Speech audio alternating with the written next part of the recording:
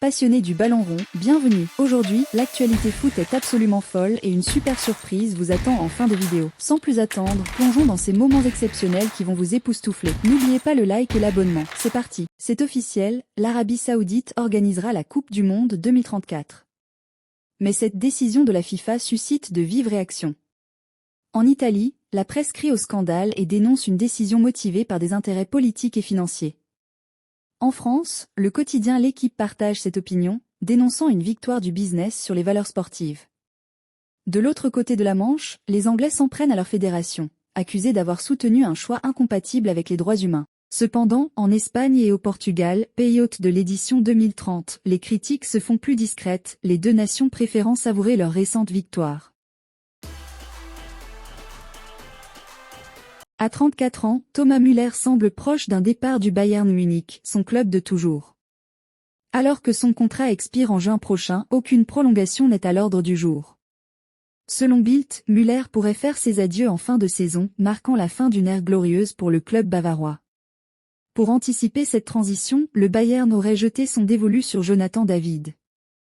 Le Canadien, actuellement à Lille, serait perçu comme le partenaire idéal pour Harry Kane. Des négociations seraient déjà en cours. Le suspense est à son comble alors que la première phase de la Ligue des Champions approche de son dénouement. Si Liverpool domine avec un parcours parfait, d'autres cadors comme le Real Madrid, Manchester City et le PSG luttent pour leur survie. Le PSG face à une double finale, avec une position précaire de 25e, les Parisiens doivent impérativement battre Manchester City le 22 janvier au Parc des Princes pour espérer rester dans la compétition. Un faux pas les condamnerait presque. Monaco en bonne posture, grâce à leurs 10 points, les Monégasques peuvent viser une qualification directe, malgré deux matchs difficiles contre Aston Villa et l'Inter Milan. Brest et Lille brillent, ces deux clubs français, respectivement 7e et 8e, semblent bien partis pour se qualifier au-delà des barrages, une performance exceptionnelle pour ces outsiders. Antoine Griezmann continue de régaler. Face au Slovan Bratislava, le Français a inscrit ses 39e et 40e buts en Ligue des Champions, devenant ainsi l'un des rares joueurs à atteindre ce cap déjà en feu ce week-end avec un doublé face à Séville en Liga. Le leader offensif de l'Atlético a été salué par les médias et même par l'entraîneur adverse, Vladimir Weiss, qui l'a qualifié de joueur le plus en forme du monde. Griezmann, auteur d'un doublé magistral mercredi, prouve une fois de plus qu'il est indispensable aux Colchoneros, qui enchaînent une 10e victoire d'affilée.